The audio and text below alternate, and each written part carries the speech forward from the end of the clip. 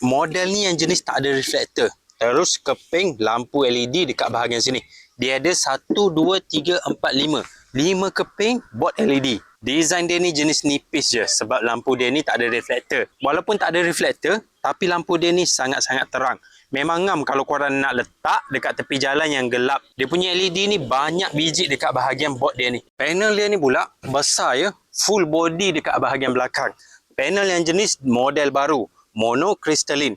Panel jenis ni dia keluarkan lebih output berbanding panel lama. Dia lebih tahan panas, tahan haba dan dia lebih efisien kalau waktu mendung. Panel saiz besar satu body macam ni. Memang besar dia punya saiz ni. Yang ni dia bagi bracket jenis besi macam ni. Ada 4 lubang. Korang boleh gantung je dekat tiang lampu. Mudah. Kalau korang nak cari lampu solar yang premium, korang boleh pakai model ni. Harga agak keras sikit tapi kualiti dia padu. Saya mungkin akan repeat lagi model ni. Korang boleh check dekat link video.